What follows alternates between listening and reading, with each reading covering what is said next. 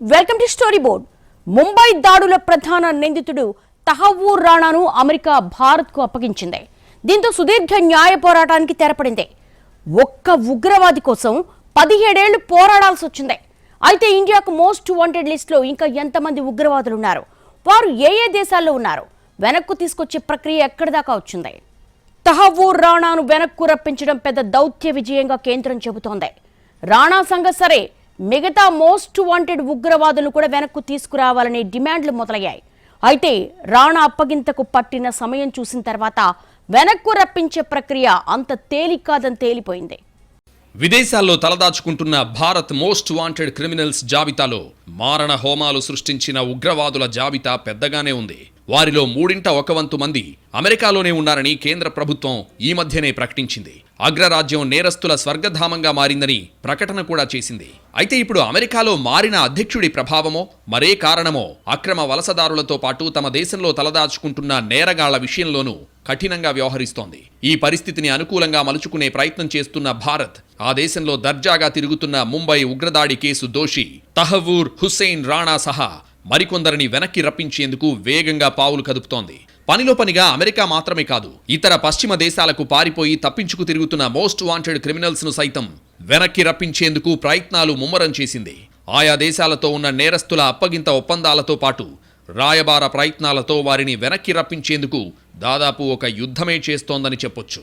2008లో దేశ ఆర్థిక రాజధాని ముంబైలో జరిగిన ఉగ్రవాదుల మారణ హోమంలో తహవ్వూర్ హుస్సేన్ రాణా పాత్రను న్యాయస్థానాలు నిర్ధారించి దోషిగా తేల్చాయి. పాకిస్తాన్ సంతతికి చెందిన కెనడియన్ వ్యాపారవేత్త రాణా 160 మందికి పైగా బలి తీసుకున్న ముంబై దాడుల్లో పాత్రధారి. పాకిస్తాన్ సైన్యంలో వైద్యుడిగా పనిచేసిన రాణాకు 2008 దాడుల గురించి ముందే తెలుసు. డెన్మార్క్లో ఉగ్రవాద కుట్ర అభియోగాలపై 2009లో రాణాను అరెస్ట్ చేశారు. ఈ కేసుతో పాటు ఉగ్రవాద సంస్థ లష్కరే తోయిబాకు అన్ని రకాలుగా సహకరిస్తున్నాడన్న అభియోగాలపై ఆధారాలతో సహా విచారణ జరిపిన న్యాయస్థానాలు దోషిగా తేల్చాయి. ఇప్పుడు తాజాగా అమెరికాలోని సుప్రీంకోర్టు కూడా రాణా దరఖాస్తును తిరస్కరించడం ద్వారా అతన్ని భారత్కు అప్పగించేందుకు లైన్ క్లియర్ చేసింది.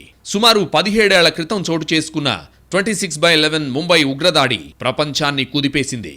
ఈ దాడిలో ప్రధాన నిందితుడైన తహవ్వూర్ హుస్సేన్ రాణాను తాజాగా ఇండియాకు తీసుకొచ్చారు.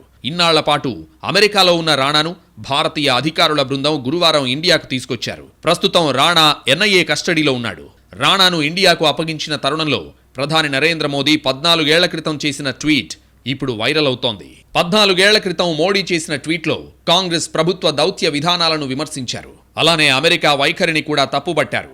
ఈ కేసుకు సంబంధించి 2011లో అమెరికా కోర్టు కీలక తీర్పు వెల్లడించింది. ముంబై దాడుల్లో రాణాకు ప్రత్యక్ష పాత్ర లేదని, అతడు అమాయకుడని స్పష్టం చేసింది. అయితే ముంబై ఉగ్రదాడికి ప్రధాన కారణమైన ఉగ్ర సంస్థకు రాణా అండగా నిలిచాడన్న ఆరోపణలపై అతన్ని దోషిగా తేల్చింది. ముంబై దాడుల ఘటనలో తహవ్వూర్ రాణాను అమాయకుడని అమెరికా ప్రకటించడం దారుణం.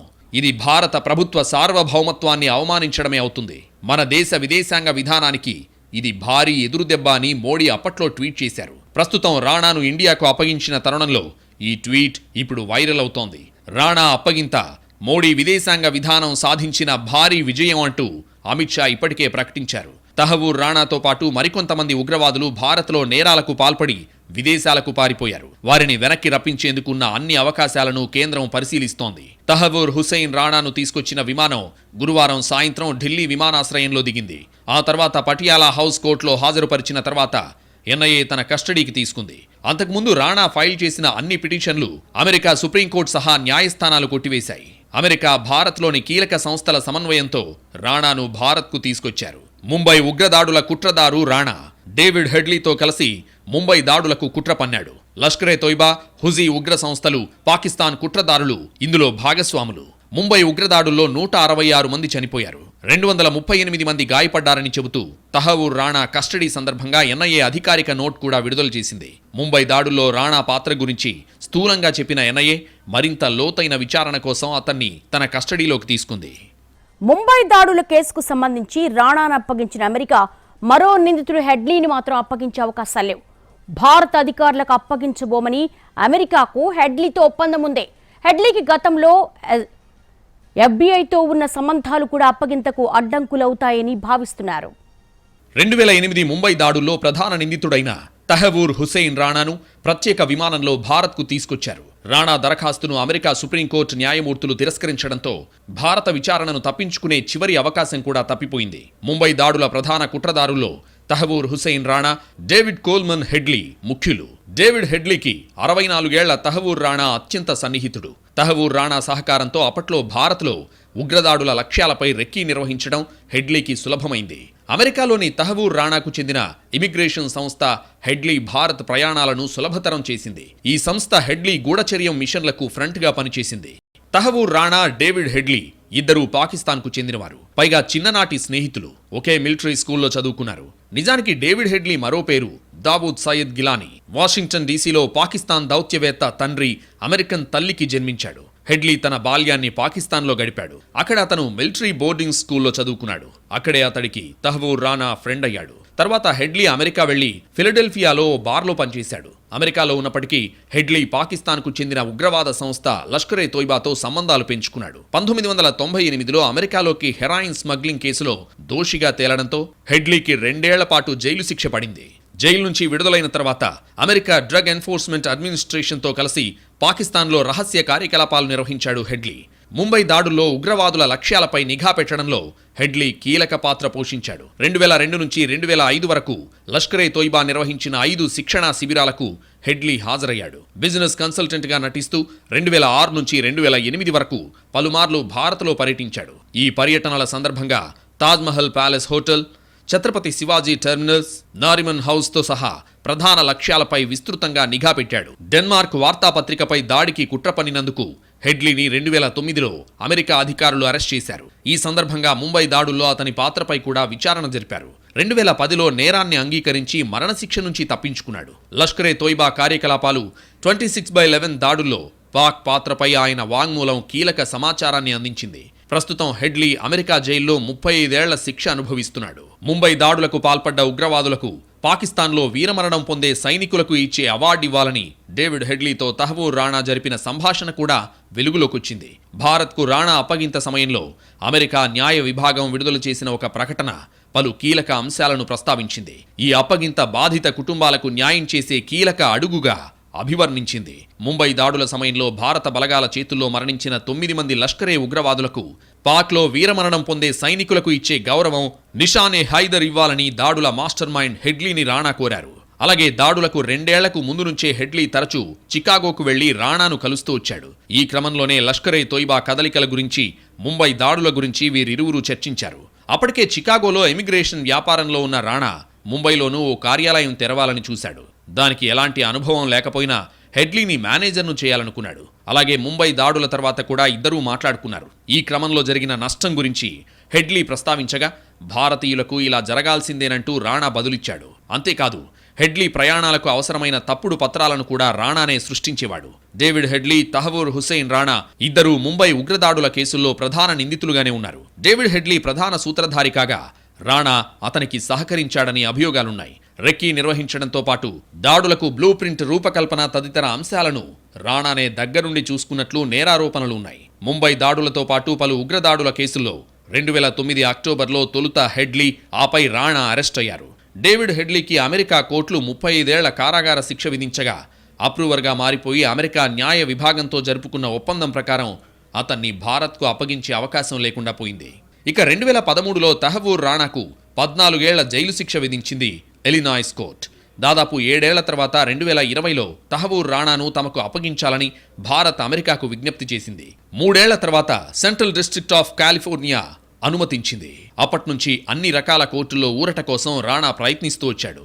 చివరకు అగ్రరాజ్య సుప్రీంకోర్టులోనూ దారులు మూసుకుపోవడంతో ఎట్టకేలకు అమెరికా భారత్కు అప్పగించింది. ఇప్పుడు రాణాను భారత్కు అప్పగించిన అమెరికా సర్కార్ హెడ్లీని అప్పగించేందుకు ససేమిరా అంటోంది.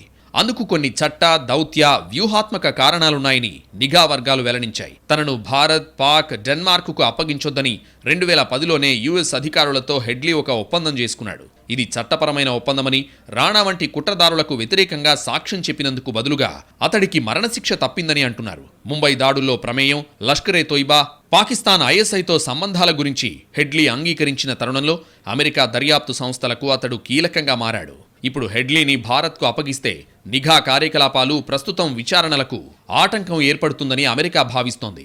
యుఎస్ ఏజెన్సీలైన FBI వంటి వాటితో కూడా హెడ్లీకి సంబంధాలున్నాయి. అతడు గతంలో వాటికి ఇన్ఫార్మర్గా పనిచేసిన ట్రాక్ రికార్డ్ కూడా ఉంది.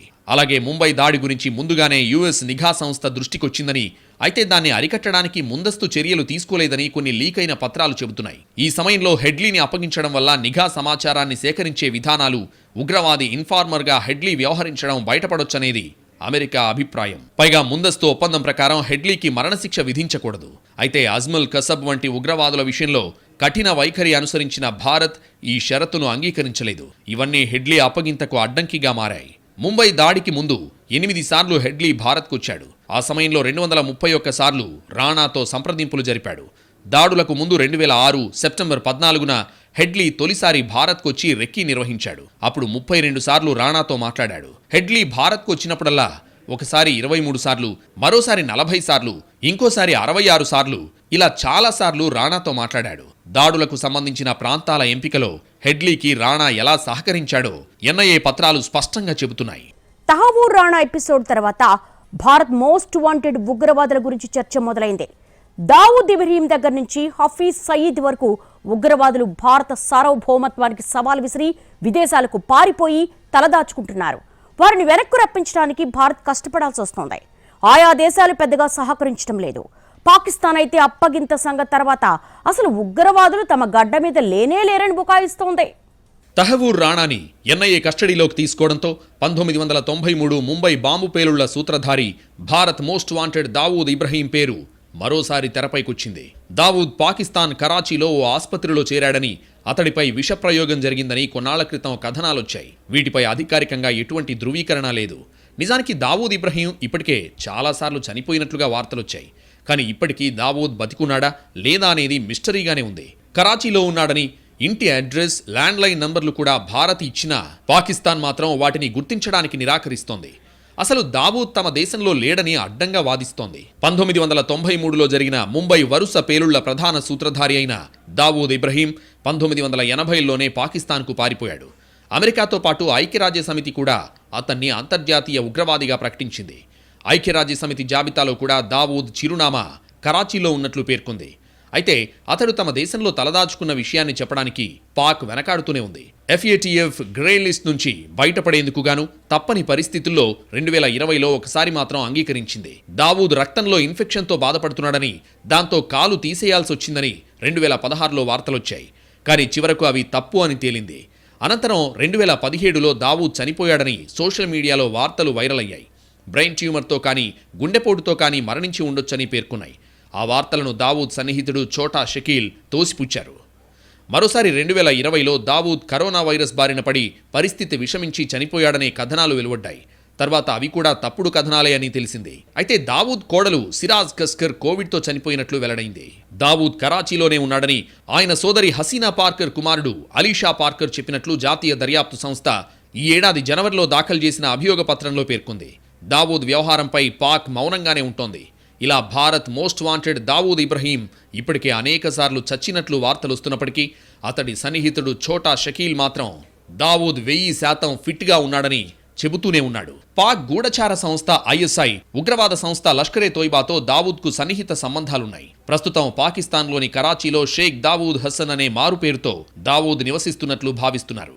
1993 ముంబై పేలుళ్లలో దావూద్ ఇబ్రహీం ప్రధాన నిందితుడిగా ఉన్నాడు. ఈ ఘటనలో 257 మంది మరణించగా 700 మందికి పైగా గాయపడ్డారు. తన సహచరులు పాకిస్తాన్ ఆధారిత ఉగ్రవాద సంస్థ లష్కరే తోయిబా సహాయంతో పేలుళ్లకు ప్లాన్ చేసి అమలు చేశాడని ఆరోపణలున్నాయి. ముంబైలోని Bombay stock exchange, air India building, Shiv Sena ప్రధాన కార్యాలయంతో సహా 12 చోట్ల పేలుళ్లు జరిగాయి. 2008లో ముంబైలో జరిగిన బాంబు దాడుల్లో కూడా దావూద్ ఇబ్రహీం పాత్ర కూడా ఉందని అనుమానిస్తున్నారు. ఈ ఘటనలో 166 మంది మరణించగా 238 మందికి పైగా గాయపడ్డారు. ఈ దాడులకు దావూద్ ఇబ్రహీం ఆర్థిక సహాయంతో పాటు ముంబై నుంచి తప్పించుకునేందుకు సహాయం చేశాడని అభియోగాలున్నాయి. 2010లో పూణే జర్మన్ బేకరీ పేలుడు ఘటనలో దావూద్ ఇబ్రహీం ప్రధాన నిందితుడిగా ఉన్నాడు. ఈ పేలుళ్లలో 17 మంది చనిపోగా 60 మందికి పైగా గాయపడ్డారు. పేలుడు పదార్థాలు, మొబైల్ ఫోన్లు దావూద్ అందించినట్లు ఆరోపణలున్నాయి. భారత క్రికెట్ను కుదిపేసిన 2013 IPL స్పాట్ ఫిక్సింగ్ కుంభకోణంలో దావూద్ ఇబ్రహీం ప్రమేయం ఉంది.